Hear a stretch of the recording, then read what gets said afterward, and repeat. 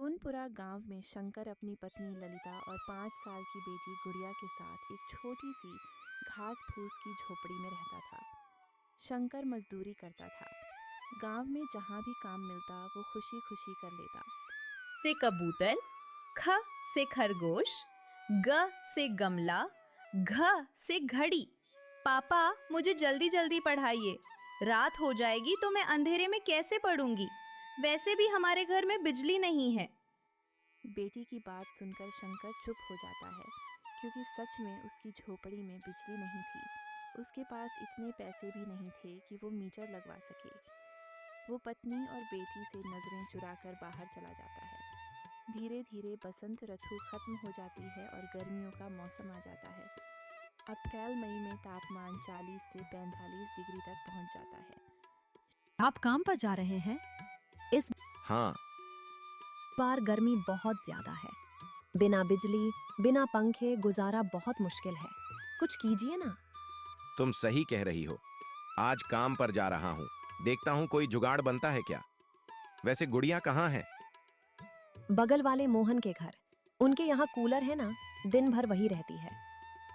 शंकर मजदूरी ढूंढने गांव के चौराहे पर जाता है। वहां उसकी मुलाकात उसके दोस्त नाथू से होती है। आओ भाई शंकर, काम बड़ा मंदा चल रहा है। क्या बताऊं यार, घर में बिजली नहीं है। बच्चे बीवी बड़ी मुश्किल से गर्मी झेल रहे हैं। मैंने तो 8,000 रुपए का रूम कूलर लिया है भाई, ठंडी हवा देता है।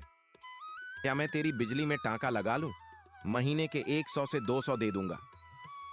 नहीं भाई, ये गलत काम है। दोस्ती अपनी जगह है। शंकर समझ जाता है कि नाथू सिर्फ बातें बना रहा है। तभी दोनों को मजदूरी मिल जाती है। शाम को शंकर जब घर लौटता है तो गुड़िया को लेने पड़ोसी मोहन के घर जाता है। वहां का दृश्य देखकर उसकी आंखें भर आती हैं। ए लड़की, कचरा उठा, प्लेट धो मेरे। ठीक है आंटी। गरीब हूं, लेकिन मेरी बेटी नौकर नहीं है। मैं गुड़िया रोती हुई घर आती है। रात को शंकर खुद को एक असहाय पिता महसूस करता है। अच्छा पिता नहीं बन पाया। आप मेहनती हैं। गलती आपकी नहीं, हालात की है। अगले दिन शंकर कबाड़ी से एक पुराना टेबल पंखा खरीदता है। रात को वो बिजली के खंभे से चोरी का टांका लगा देता है। पहली रात सब खुश होते हैं, लेकिन अगले दिन पंखा गर्म हवा देने लगता है। गर्मी से गुड़िया बेहोश हो जाती है।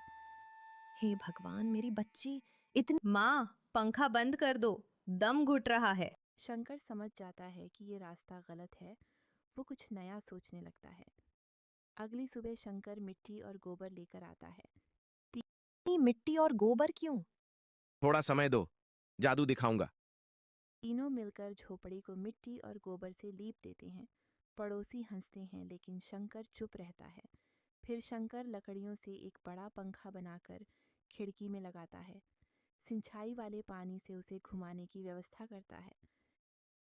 ये मिट्टी का कूलर है। आप तो इंजीनियर निकले। 3 दिन बाद घर में ठंडक भर जाती है। सब खुश हो जाते हैं। एक दिन एक बूढ़ी औरत आती है, ठंडा पानी पीकर आशीर्वाद देती है। उसके जाने के बाद घर में और ज़्यादा ठंडक हो जाती है। गांव में खबर फैल जाती है। शंकर घर के बाहर बोर्ड लगाता है, मिट्टी का कूलर घर, 10 रुपये में ठंडी हवा। लोग आने लगते हैं। कमाई शुरू हो जाती है।